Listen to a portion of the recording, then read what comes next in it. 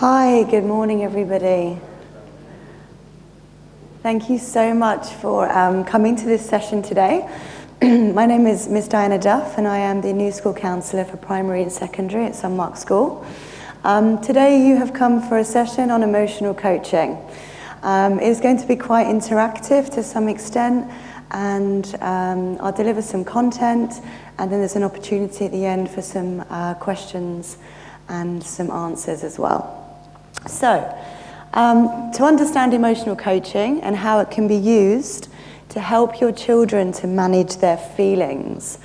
It's going to be an interesting discussion between all of us, I'm sure. And I can see some of you already nodding, yeah, happy that you're here. So just first and foremost, I'm just going to give you a minute or so to think about a time in your own childhood when, or more recently actually, because we look at children to regulate their emotions, but sometimes as adults also we need to manage and regulate our own emotions as well, and we'll be looking at that as well. Visualize the environment that you're in, just in your mind, or a situation, or the situation. Was there another person there with you? And what was the other person's role in helping you to regulate or manage that emotion? Most of the time when we're saying and looking at emotional coaching, we're looking at, majority of time, the frustration, the anger, all of those negative emotions that can come through a child and through us also. So we'll be looking at that. So did the other person help you manage your emotions at the time? I hope that they did. And that's what we're going to be looking at today, is learning. Most of you probably already know and probably already put this into practice, or at least try to. I think that's the key, isn't it? You know, at the end of the day, we're all human, and being a parent can somewhat be challenging at times. So as a child, learning and being able to regulate emotions are a learned behavior. It is a learned behavior through the cognitive processing of a young person. Maybe as parents at the time, looking back to your parents and generationally, there's a possibility that this concept wasn't even in our remit. It probably wasn't even tested or studied at the time. But now we have more information, we have more studies, and we have more psychological backup to prove that being able to regulate your child's emotions has a very, very positive impact, not only for them as they grow into adults, but for yourself as well, and the bond between you. So what is it that we want for our children? Would anybody like to give us a shout? Oh, great, fantastic. So I'm going to have to come over and you have to speak into the microphone. That's right, isn't it? Just one word. It can be one word. Is this on? Hello. For me, it's happiness and confidence. Happiness and confidence, fantastic, yeah, absolutely. Can you just check that? Thank you. Me and technology are not the best of friends. Yeah. Anybody else? Does anybody else? What do you want for your children? Happiness. I'm going to have to come over because...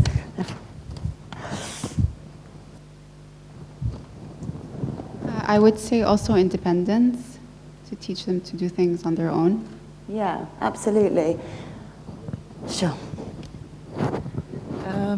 I would say balanced and grateful. Yeah, absolutely. Good self-esteem and mindfulness. Yeah, and that's it. And all of these words, thank you so much. So I've got some students that are going to share with you how they have gone through a journey to regulate their own emotions before we move on to the next part of our session. So I did only give them the heads up yesterday. So if we could just give them a big round of applause. Lily, would you just like to come up for me? So just stand in here. You can stand over here, whatever you like. Just check that's on. Hello, hello. Okay. Yeah, it's working. Okay. Hello, everyone. I'm Lily. I'm in year 12, and today I'll be talking about how to regulate your emotions based on my experience and based on my perspective. So, being able to understand and accept your emotions is very, very important to when you're trying to grow as a person. Being able to feel and observe your emotions is very important so you can be able to learn how to deal with them. We've all had many times where our anger takes over, and letting our anger and our built-up emotions kind of create like unreacted reactions and let it hurt others and even yourself. I've had many times where I've had to let my inner self sit back and just watch my thoughts move as if they're clouds. For times like this, where, for example, I've had a conflict with my friend, where we're both in a state of what seems like to be happiness, but underneath it all is sadness, stress, and anger, and many emotions that we don't even talk about, because sometimes you don't feel the need to talk about it, but maybe you do. For times like this and moments like this, I try to think before I speak. I begin to gather my thoughts and look at the situation from different perspectives and not let my subconscious mind take over. Because when you're in a state of anger, when you kind of lose control of your mind, your subconscious mind takes over, and that's where the kind of past that you went through is embedded inside your subconscious mind. So you have to stay conscious of your thoughts and feelings so you're able to calmly put them into words. So when you're trying to maturely talk to your friends, family, even to yourself, you have to be very wise and not hurt anyone. I'm always trying to stay aware of what I'm feeling and thinking in the moment and after. And by time, I realize that time plays a really big part in life. Giving each other time and moment in the moment and after to collect your emotions calmly and put it into words without harming anyone is beyond important. Now, it was very hard for me growing up to express my thoughts and emotions, because I always felt like, should I trust this person? Should I not trust this person? Who should I talk to? And I ended up feeling and thinking that it was best for me to express myself through art. And I took art classes outside of school, and I took it as a GCSEs, and now I'm doing it as an A-level. And my art teacher outside of school, she really, really helps me to express my feelings in ways I didn't think I could. Now, I don't know how to put my emotions and thoughts into words, so I start putting it into art pieces and being able to present my art pieces and letting myself know that people can relate to my emotions through art, through words, through many different ways. It's not just talking to someone about your feelings. You can show them as well through actions, through love, through quality time, through many, many different things. So, yeah. And overall, healing your subconscious mind is very important, and it's more important than you think, even though it'll be a really, really long and hard journey, but it's all worth it at the end. So yeah, thank you. Thank you, Lily. Brave, thank you. Okay, Farida.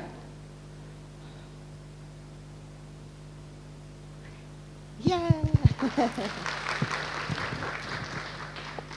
Hi everyone, I'm Farida, I'm year 7, and I'll be talking to you about regulating your emotions, or simply just controlling them. We all get mad. We all have times where we want to explode. We want to let everything out. Regulating your emotions can be hard. It can be extremely hard, but it is an amazing strength, as it can help you grow as a person. Conflicts, though, can ruin friendships, relationships, if both people are not in the right state. They might be angry, they might be sad, they might be stressed. Try and talk to them. Maybe they're not showing you something that they feel inside. Think of a time when you were stressed, when you were angry, when you were sad. Think about that feeling. How can you control that feeling? When I feel this way, I like to take deep breaths and try to calm down. You can try that too. Maybe talk to someone to help. Talk about your feelings. Or if you don't want to, distract yourself by doing something you love. Being prudent is also amazing. Observe your emotions. Think of what you want to say and see if it's the right thing or wrong thing. An experience I had once when I was trying to regulate my emotions, I was struggling to.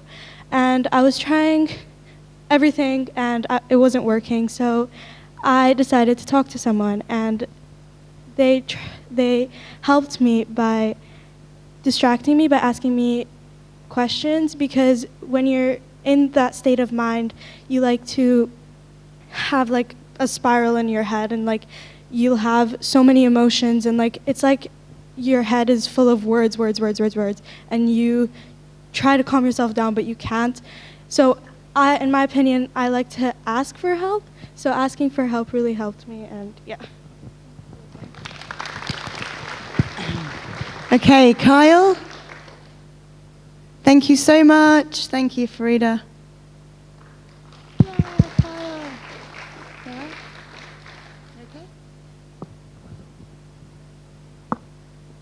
Hello everyone, my name is Kyle and I'm in year 7. Today I will be telling you about controlling emotions. In the past, I've been having some confusing emotions in school, as I almost finished primary, and the outcome has been blowing up at my siblings and acting out. But in the summer, I realized that keeping my anger and sadness inside is just like keeping Mentos in a bottle of Coke. It's just bound to explode. And if you keep happiness and joy inside of you, you won't have the chance to spread happiness to all those around you. Thankfully, here at Sunmarke, you have loads of people to talk to, from the student counselor to our teacher. One of the ways to calm down is to breathe, and then talk to someone about it. Don't keep it in. It'll just make it feel worse. I also realized that if I wanted to control my emotions, I needed to be wise and to help people in need. Thank you for taking the time to listen. And last but not least, Sakina.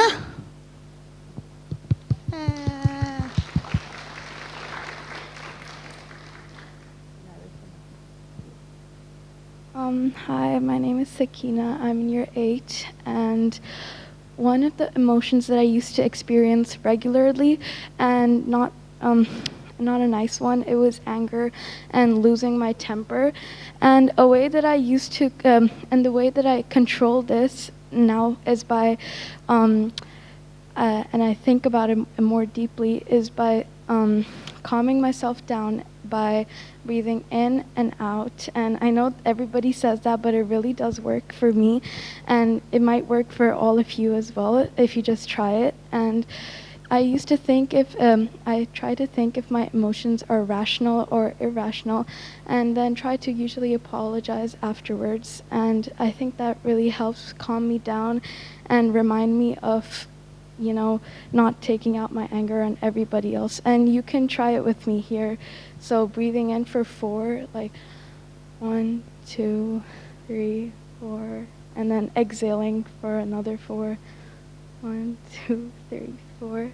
And yeah, thank you for listening. Okay, thank you so much. That was super brave of you to be standing up here today in front of all the parents. So thank you so much. I'm going to let you go back to class now, and I'm going to catch up with you later. Okay, I'll see you in a little while. Thank you. Okay, so that was just some of our students' experiences. So why emotional coaching? And there was a lot of words in there that the students used in terms of subconscious, digging deep, addressing where the anger comes from, and to find the happiness. And these are all questions that many of us ask, and many children also probably don't ask themselves, especially younger children. It's knowing how. That's the important part of emotional coaching, is how they regulate their emotions. We have to learn how to do that. They have to learn how to do that. And that's part and parcel of your job as parents as well. So, why emotional coaching? As you can see here, research now shows that 30 to 40% of the time, it can raise healthier, happier, more emotionally balanced children. It supports children to regulate their emotions, It builds positive relationships because what you're doing is teaching your children how to be able to understand themselves, have empathy for themselves, and then be able to empathize with others. And that's the great thing about it, is understanding not only who they are, but it's identifying with the emotion. But how do they do that? They can only do that through being taught. It reduces infections. There's actually studies that prove that physical illness can come from the stresses and strains that not just children feel, but ourselves as adults can feel, and it manifests itself into a physical form, or it can do. And there are many studies out there that I can send over to any of you if you'd like to have a read of them, if you email me after the session. And it has been proven that children do have fewer behavioural problems when they feel understood, that their emotions are validated. Now, I'm going to go into a little bit more depth in a moment. It doesn't mean that there aren't consequences. It doesn't mean that we say, hey, you're really angry and you just pushed someone and it's okay because you're feeling angry. You know, that's not how we want to bring our children up. But there is a balance between emotional coaching and them understanding where they're at and how they feel, and then understanding that there's also consequences that come with that. So here are some of the traditional parenting techniques. And when I say traditional, this is not in any way, shape or form to undermine any parental decisions that you make or anybody makes. We're all human, as I said at the end of the day, all trying our best for our children.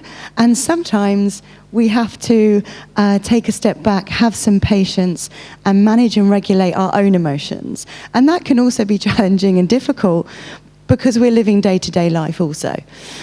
So there's choice and consequences. Sticker charts, these do work.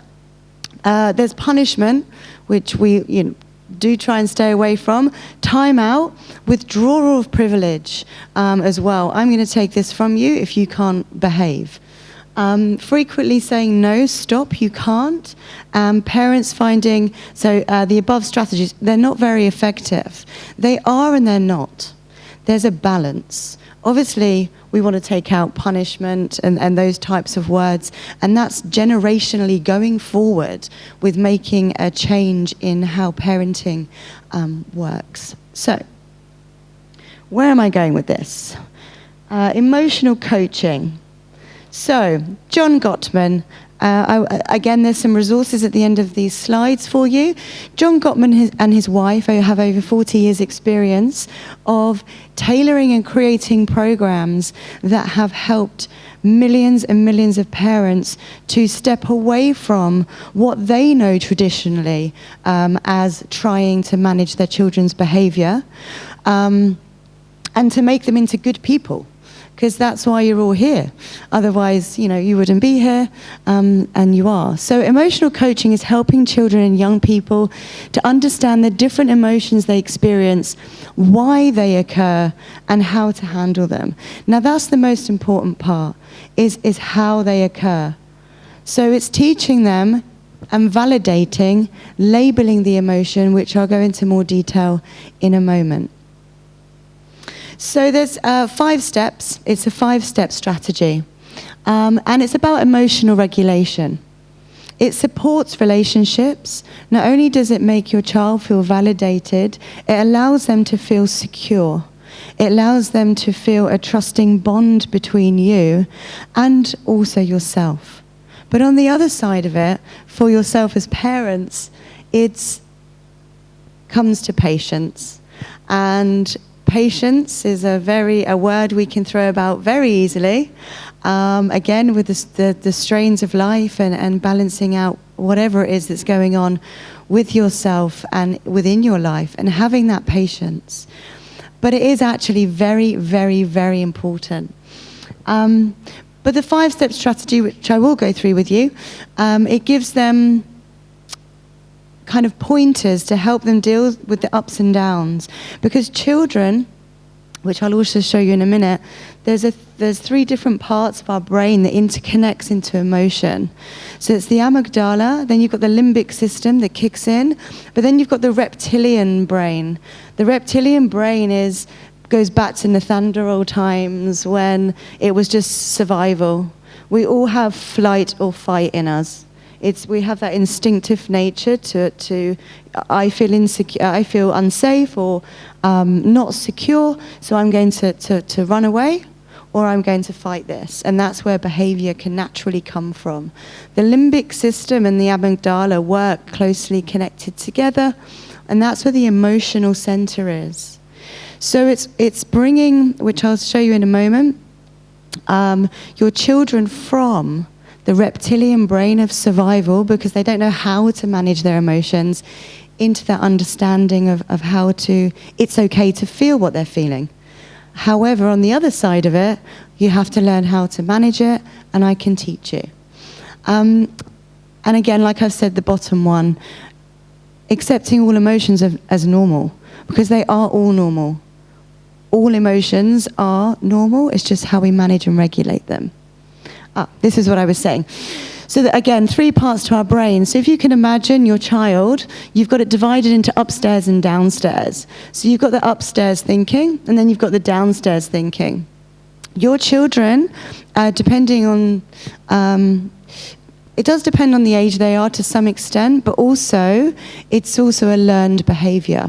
It's learning how to manage their emotions. So they're here, they're down here in their lower part of their brain, going, I feel this way, and I want this, and I don't know how, and I don't know why, and this is where I'm at, and then who knows what happens, screaming, shouting, whatever happens, they're just not in that higher level of their thinking. But you can get them there through John Gottman's 5-step program. So again, emotional coaching is looking at and being sensitive to the child's emotional state. It's not that you're saying that it's okay for them to be behaving in the way that they are. It's just that, of course, you want them to get to a level of understanding and happiness and peace and balance. Essentially that's what everybody strives for in life, really. So teaching them at a young age will sail them through to adulthood with emotional intelligence. And again, I can send you more information on emotional intelligence. It's responsive to signals of distress. You can see your child's distressed. You might not understand it. They don't understand it. But there are ways of trying to understand, even if you don't fully get there, but it's making them feel safe and secure that you are there for them most of the time. It gives them that protective feeling. It gives them that sense of security that even though they might be, again, not in a great emotional state, it's not telling them it's okay. It's not, again, their behavior is okay, but it is telling them that it's okay to feel this way. But let's ask some questions to really figure out, what do you think has got you to this way of feeling? And also, a securely attached child, a child has a secure base. So let's look here, spotting the difference.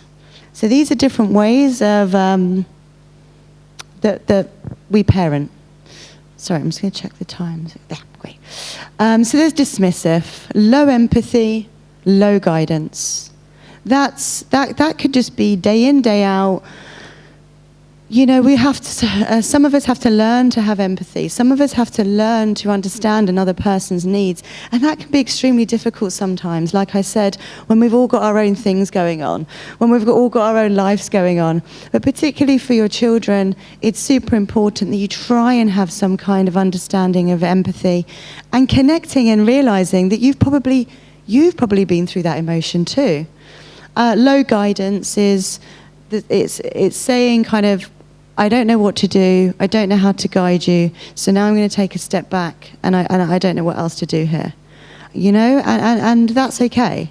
That's when it's about, you reach out, get some support, do some reading. Disapproving is low empathy, I don't really understand your feelings. I don't really know where this has come from. You know, this is ridiculous. What's going on? But I'm going to try and guide you on how to get out of this disapproving. So disapproving is maybe, for example, I've put you to bed, you're out of bed again. I've put you to bed, you're out of bed again. But guiding them to go back to bed because they need to get a good night's sleep. So it's a counterbalance. And then you got the laissez-faire, which is high empathy. So you can connect with your child's emotions. You can understand how they're feeling, but you're just, you know, just guiding them and saying, here you go, here's your iPad, there we go, you can have that.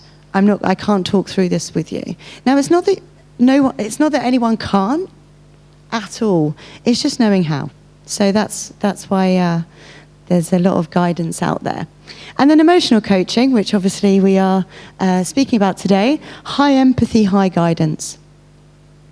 Again, doesn't happen all the time because life takes over, but trying to have that high empathy of how your child's feeling. And now I'm going to guide you through, which I'll go into in a moment, the questions. There are a certain set of questions you can be asking your children at that moment in time that helps you build that secure bond with them also. So I just want to show you a clip.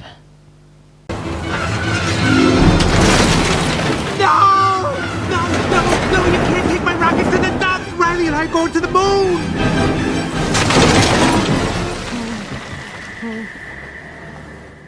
Riley can't be done with me.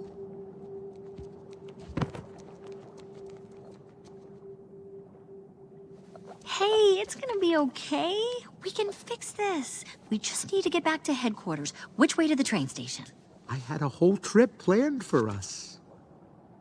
Hey, who's ticklish, huh? Here comes the tickle monster. Hey, Bing Bong, look at this. Oh, here's a fun game. You point to the train station and we all go there. Won't that be fun? Come on, let's go to the train station. I'm sorry they took your rocket. They took something that you loved. It's gone. Forever. Sadness. Don't make him feel worse. Sorry. It's all I had left of Riley.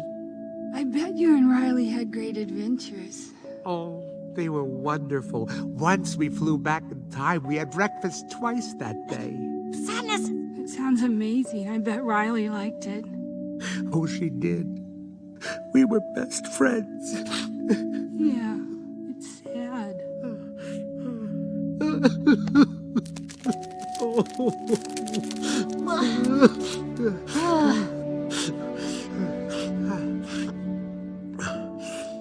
I'm okay now. Come on. The train station is this way. Okay. So just a really short clip there. Just I'm going to actually pass it over to you guys just to break it up a little bit of me speaking. And can anyone relate to that clip at all? Obviously not as the characters. Well, actually, yes, as the characters. Would anybody like to give a little bit of their experience of how they, maybe one character or the other or a bit of both? Yeah, brilliant. Okay, I'm going to come over because otherwise we won't be able to hear you.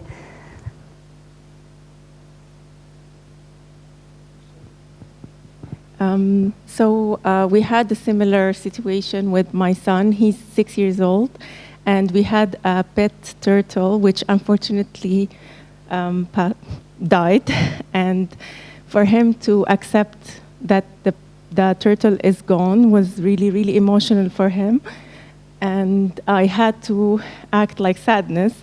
So instead of telling him to stop crying and it's just a pet and so on, I was, sorry.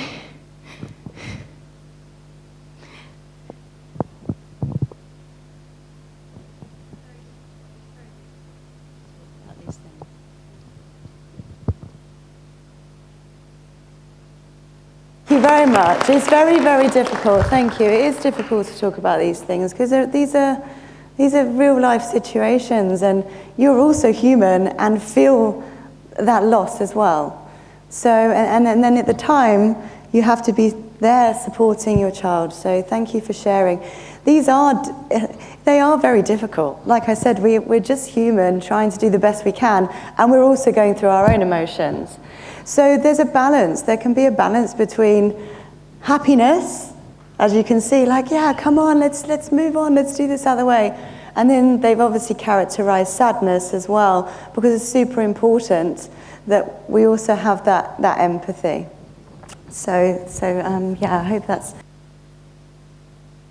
if we look here, oh, it's the wrong one. Yeah, hidden needs. We all have hidden needs. Your children have hidden needs. As parents, we presume or we expect that we should know how our children are feeling. And that's where it's coming to an understanding of why they're feeling the way they're feeling. It might not make sense, what they say, but it makes sense to them. It makes sense to them. Whatever their truth is, that's what they're feeling. And as parents, as humans, we try to make it better. That's all we want. Try to make it better. And that's all you want for your children. But again, going back to the emotional coaching, it's validating the way that they feel and giving it a label and saying that it is okay. So in terms of this experience that you've shared with us, that's not, as I was saying earlier, on kind of the anger, frustration level.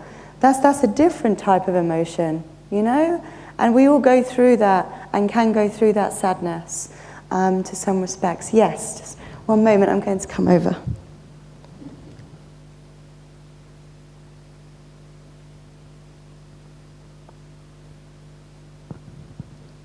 I also wanted to share a recent experience with my son. He's 6 years old.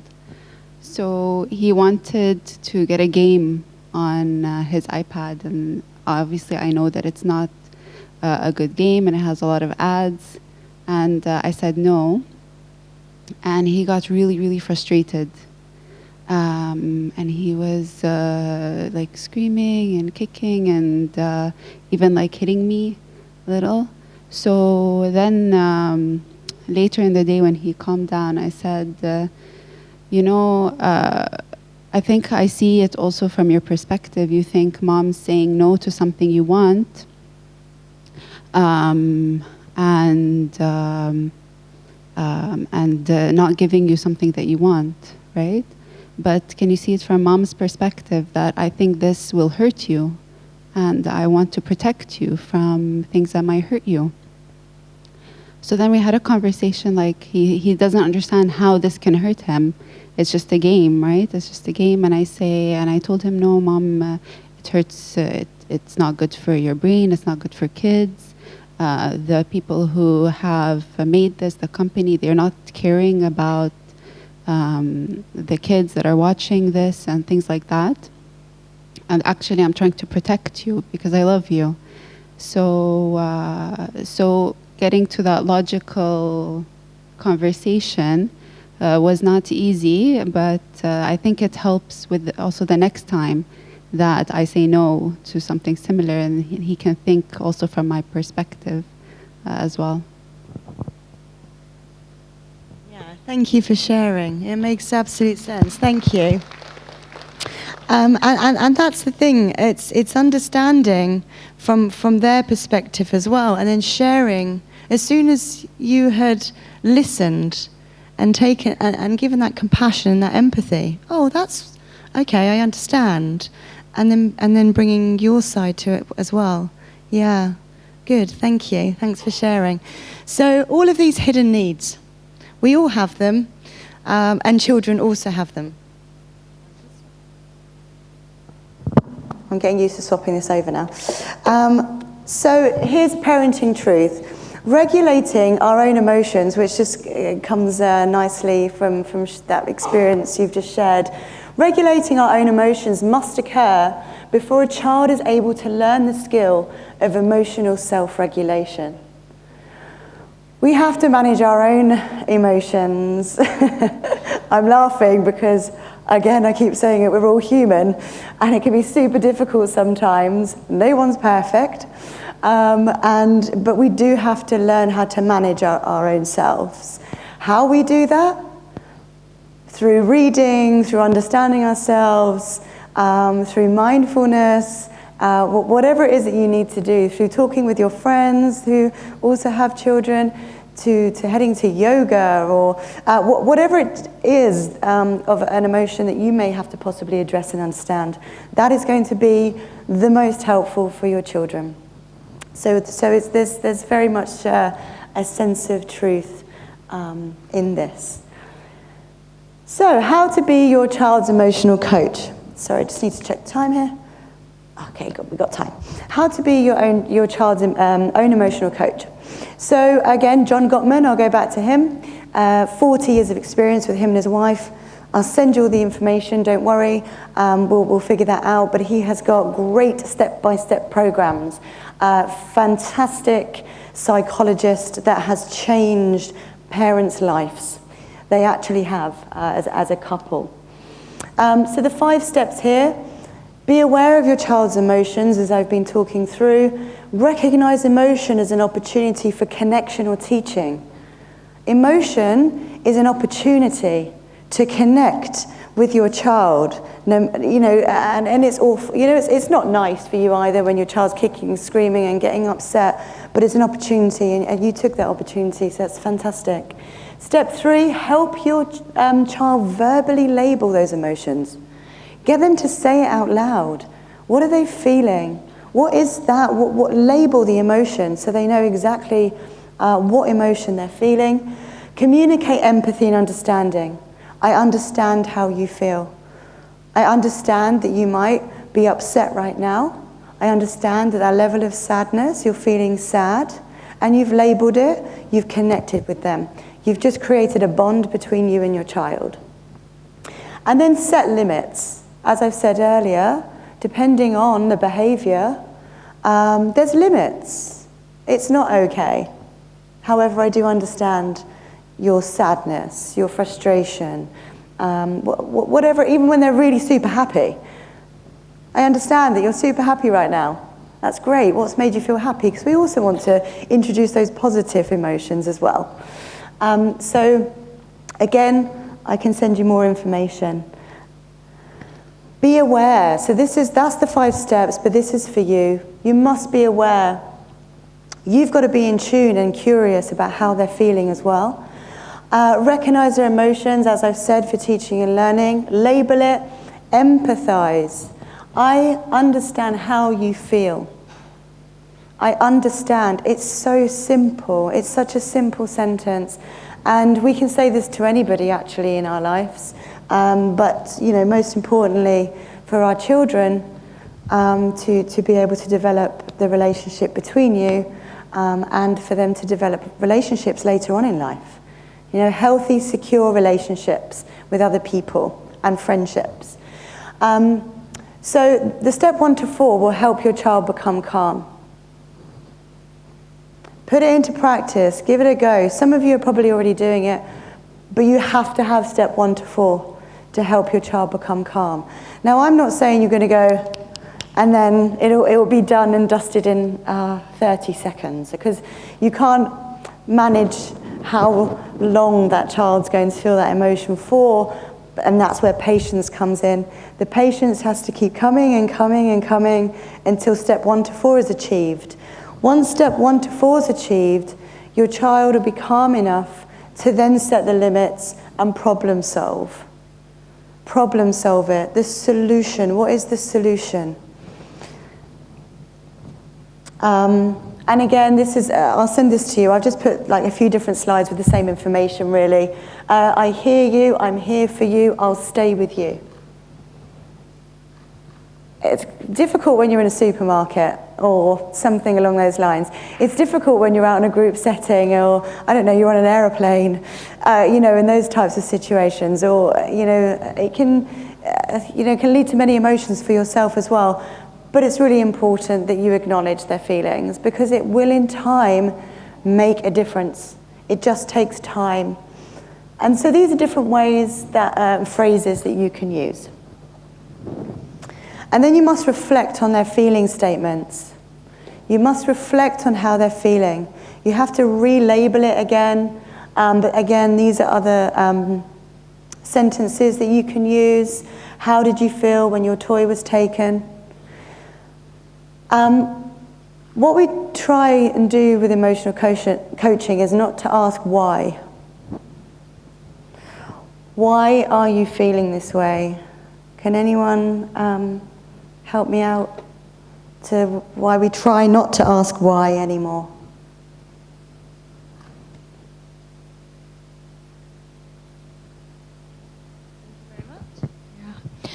Because when we ask our kid why you feel, he will not think about himself or she. He will think about the person who caused. So his focus will go on the person. And because he is in a state of anger, he will show me the situation bigger than what it was. He will say it in a way, and he will add lots of spices on it, and that thing will make me angry because someone hurt my child, broke his heart, did this, did that, while maybe he did something as well, but he's focusing on that person. And when I get very angry, I start to be angry, I show. Because, we talked about that. We have to train ourselves as well, because 75%, if not more, when we deal with our kids, automatically our brain goes to our parents' reactions. Though we don't like it, we talk many times with our friends that my parents were this, but automatically we do the same thing. We react the same thing. Either we say, oh, this is nothing, or why you didn't say this to him? Why you didn't, defend yourself? You're weak, So it's a process. It's a circle of things, That's why asking why is not helpful for the child and for myself. So you mentioned something that we really need to know, to learn first, the key elements. The question is very important. The question is the key. So when we know what to ask, we can help. And sometimes, maybe we shouldn't ask. We need to listen. We have to calm down, because maybe I picked him up from school, I was in a very bad mood from work or from this, and my reaction will be very bad. It will not help him. On the contrary, it will ruin him more. And then he will go in silence, he will not answer, and I will start talking and lecturing, right? So I agree that, first of all, we really need, on a daily basis, we need to learn these keys, because it's a skill. And if I want to master this skill, I need tools. And sometimes the tool is very complicated to use. I need guidance to use that tool. So on a daily basis, I have to educate myself. I have to read something. I have to really, and otherwise it doesn't work. We just hear this, everything, and we agree, but when we apply, we feel we see the difficulty, and then we blame ourselves. So it's a cycle. I don't know if it...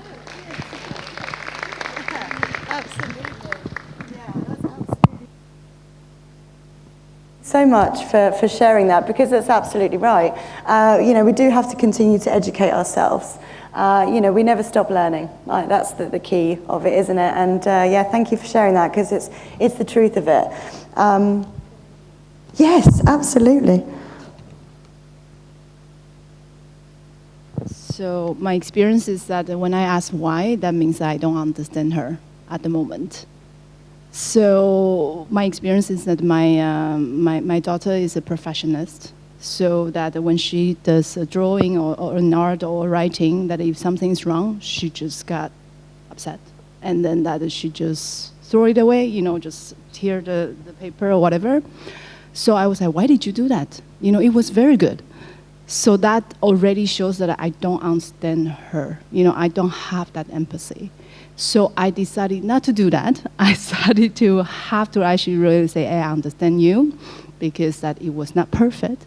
But I'm still struggling because I think life is not perfect, you know, and then that I don't feel like my daughter right now is understanding that.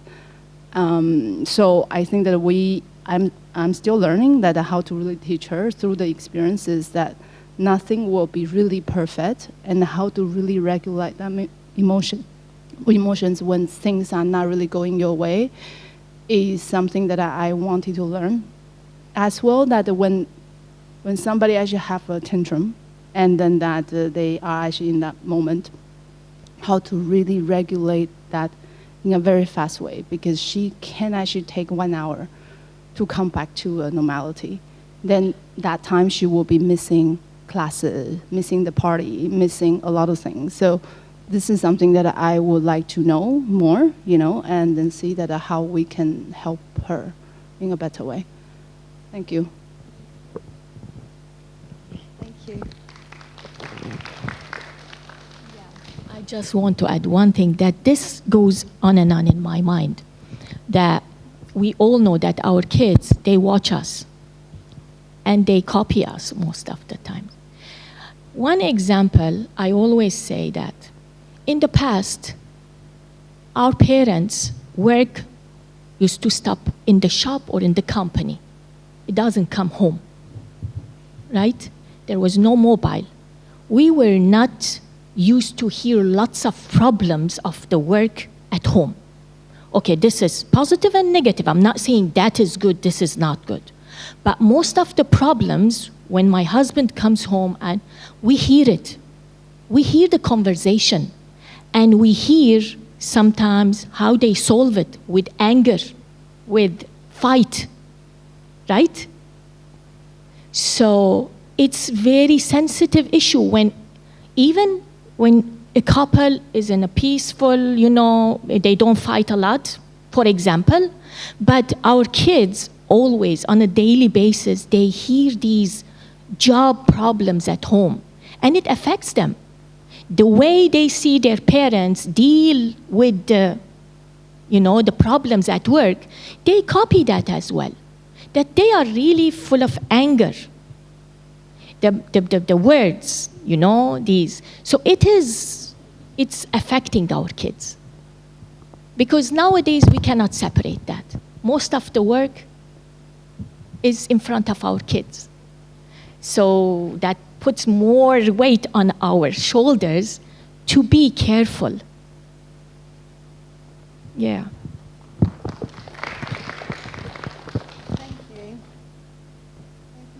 So much for your contribution. It's really important, you know, to be here today to connect with each other as well, and know that whether it's always maybe a similar experience or not, you know, many of us are all in the same boat, and particularly post-COVID as well.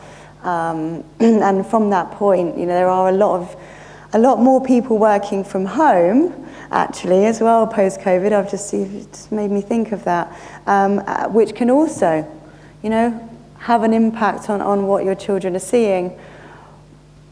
It's finding a way and managing a way. It's not always easy. So, yeah, please know that. Let me just check the time. Okay. Okay, so like I said, I will send this through to you because we're getting to time now, and I would like to kind of go to a few questions and answers. Again, I will send this through to you. It's emotional first aid. Stop, you know, sometimes we want to talk it through. We need to listen. Connection before correction. That's always what I think. Here are some tools. You probably won't be able to see them very well, but again, I'll send this through to you. Again, trying to separate your child's emotions, and it gives you a step-by-step guide. A few more tips and strategies as well also. And I think going from your experience that one of you shared here as well, you know, sometimes we want things done quickly, We absolutely do. Sometimes it doesn't work that way. It can be a difficult road to go. There are some apps also on the PowerPoint that you can also use, but your children can use to regulate their emotions and go through the process, even if you're learning with them. You know, learning with them about these apps. These apps have extremely well-researched and well-studied psychological programs that are tailored for emotional management and regulation. And then there's just some references as well that you can go on to. Just very quickly, these were some of the topics that were... Do you want me to go back? This one? Sorry, I'm going wee at the end. So I want to give you kind of give you the opportunity for questions. But all good? Got it? Okay, thank you. These were some of the topics that were highlighted through the questions on the form you filled out. Some of them weren't related to the topic that we're looking at today, but I would like to just let you know that there will be kind of a regular fortnightly, possibly weekly kind of video coming out with the marketing team and myself to focus on each topic and some guidance, because there can't be parent sessions all the time, we know, because of time. So that will be coming for sure at some point. Any questions? Great. Always love a question.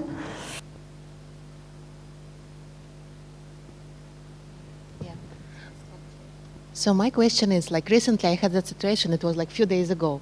So I told my son, he's also 6, that, you are having a class with that teacher tomorrow. And he like, no, I don't. I said, yeah, tomorrow. So he started pushing her with the door. So like, you know, making like even hurting her. And like, because he was shocked, he didn't expect he will have that class. Okay, I understand, but I mean, it's unacceptable, right? He hurt the teacher. Yeah, so we came home and had like a long conversation. So I didn't know how to punish him, you know, like that timeout doesn't help in that situation. And I think it's like not the same weight of the thing he did. So what would you advise to do in that situation? Like when he's completely wrong, I told him, I understand, he was shocked and blah, blah, blah, that I didn't tell you in advance, but I thought you will be happy, but you accept like this. So what would you recommend to do in these cases when the things they did, it's like not like small things, but like really something offensive for others? Yeah. Thank you. Yeah, thank you for sharing. I mean, in these circumstances, it sounds like you did what you could do in saying you understand, and saying you understand, but also the behavior isn't correct. But behind behavior, there's always an emotion. The consequences, yeah. Well, this is where there's got to be a fine balance. There's a fine line between understanding, appreciating they're going through that, and then having a consequence. Like you said, timeout doesn't work. And this is kind of an extreme reaction. And it also depends on if it's happening regularly or it's just one time. It's no. Yeah, okay. And that's it. I mean, you've got to admit, yeah, exactly. It's good to admit it. I mean, we're laughing, but it's finding a way, it's finding a balance. It's like you said, you know, there is a balance, because the punishment side, you don't want to, because it's upsetting for you too. But at the same time, you're right, what is the consequence? Again, it depends on, you've got to understand the emotion, but at the same time, take away something. Again, we don't want to take away too much. You know, it's like, how long do you sit and talk with him about it for? How long do you sit with him and say, right, this behavior cannot continue unless A, B, C? Like for me, like important that he remembers that this type of behavior unacceptable. So something in his head is sticked. Because if I slip it out, like, okay, you did something bad, but it's fine. Yeah, he will continue. So like I made him to mop. Yeah. Okay. Yeah, like this, which he never did. Yeah. I know it should be their duty, but but I made him to mop. That's that when we're laughing. But I mean, you got him. I mean, you got the house clean as well. But that's not a punishment in the form of, there's forms of punishment. Yeah, I mean, exactly. So mopping the floor or doing the dishes. That's great. Probably would never want to do it again. But I hope that, keep doing the same. It's consistency. It's consistently. That's the behaviour. I'm going to understand your emotion and where you're from. But here's the mop. I mean, there's a balance for sure. I visited a lot of seminars, but nobody told how to punish. Okay, talk, but it should be something that they need to. But punishment is nicely intelligent, emotional. But at least you know that. That's the most important part. And it's finding those. I can have a look for you and I can send some stuff through. I can do some research as well for you on that. Yeah, you're welcome. And my email should be on the PowerPoint as well. So you can just email me and I can send over some stuff. Thank you for sharing. I'm going to come over here. Just to answer what you were talking about, my daughter was, I think, about 3 or 4, and she was very rude to her teacher, and the teacher was coming every day, and at one point she was very rude and defended her. So not as a punishment, but I thought that it would be good that I should make her apologize to this person, because for her it will be also very emotionally difficult to do this. So I was talking to her to make sure that she apologizes, and it causes a little barrier for her emotionally to do it next time, because every time I will ask her to apologize and it will be difficult for her. So.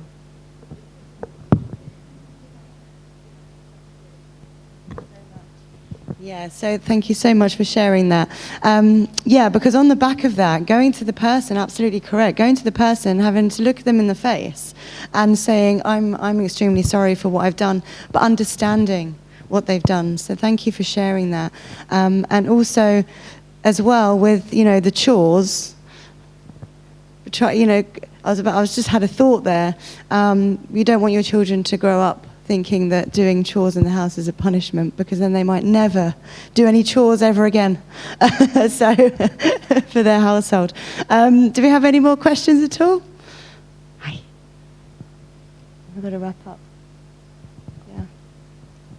Okay, just last question, but my email's there if you ever need to contact me. Thank you. My question is more about the times I need coaching, probably, not helping my child, because now my daughter is getting older. She is more I think she can manage her emotions better. But now she's very determined. Sometimes she wants something, and the answer is no, even though I try to empathize and explain, okay, the answer is no, I know you really want this. But she just keeps on coming and coming, like the subject constantly on the table, or like she will get the answer yes. Like she doesn't stop. What should I do on those situations? Because I feel like I'm building up and okay, it's just no, because I don't know what else to say. No more explanation for this, how to manage with that. This is my recent problem that I find it hard to, stay calm when my daughter is very pushy to get the answer yes. She is calm, but she's 10, maybe preteen ages, I don't know, but yeah. So maybe it's out of the subject, I don't know. No. There's a lot of factors in there, because it's like we were saying, and she's pushing and pushing and pushing, because in the end, do you say yes? No, okay. So, but does she keep?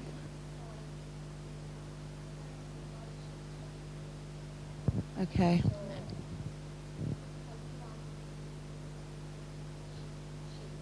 Yeah.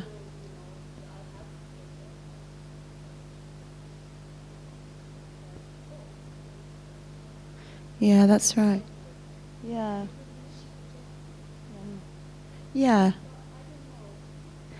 Yeah, I mean, does anybody have any guidance on this? Does anybody have any...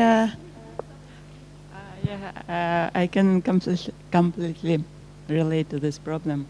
My son is 7 years old, but he is super smart and super active, super energetic, and he keeps going to ask for something. And I think there should be like sympathy and kindness and softness and a balance between yes and no. It is like maybe, yeah. Thank you.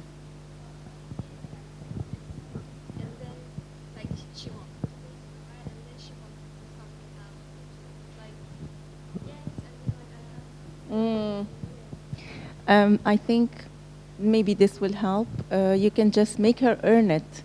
So if she says she needs something, you also have something else that you want to do. So you tell her, if you do this for me, I will do this for you.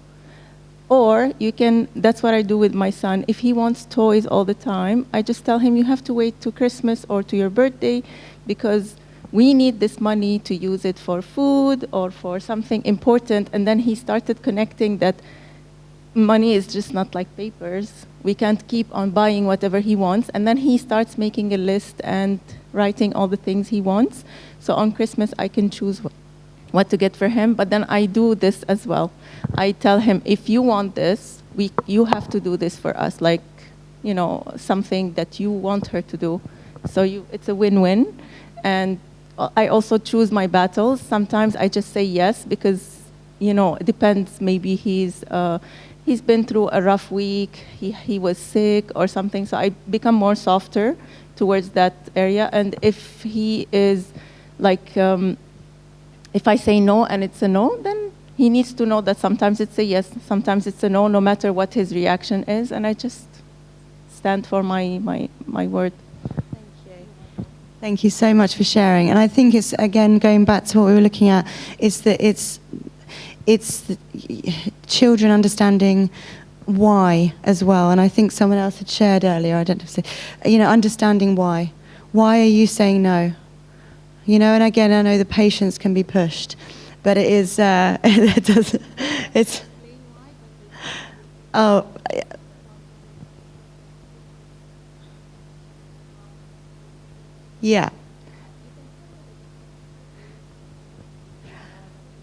A frustration. Yeah.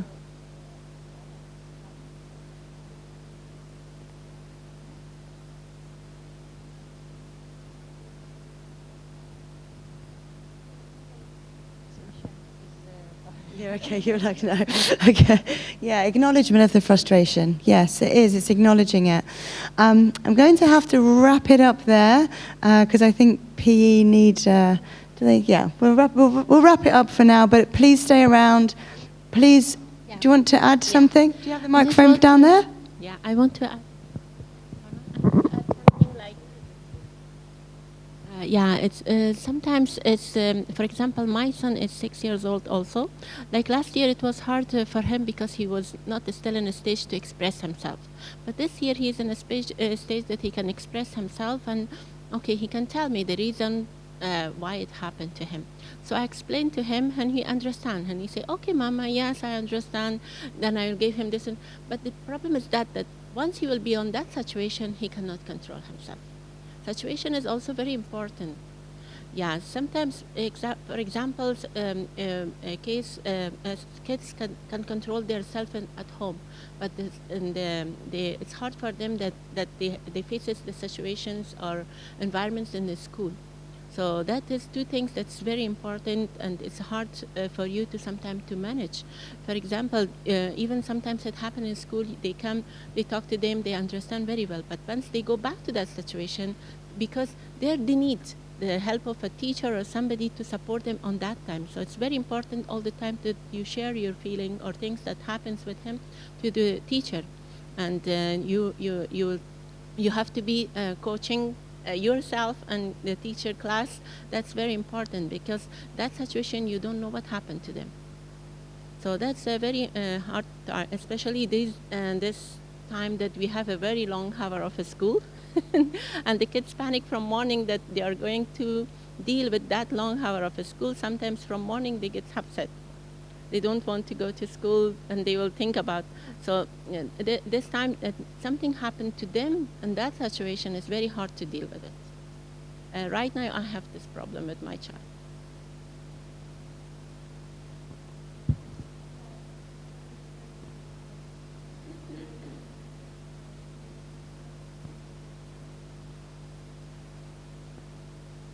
Hello. Okay. The situation, exactly as you said, you don't know the situation they've been in. It's absolutely correct, and you're hearing it secondhand as well from them. It's their story, it's their truth. So, and it's understanding it. And I think someone had said it earlier as well. Very importantly, is them understanding there's different perceptions, there's different perspectives also.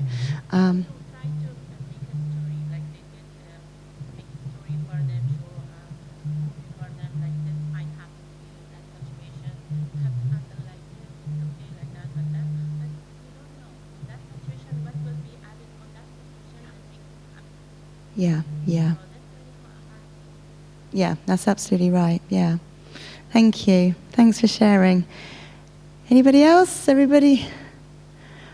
Thank you so much for coming. It's been really lovely to meet you. Thank you. We'll be doing it again very soon. Enjoy your day.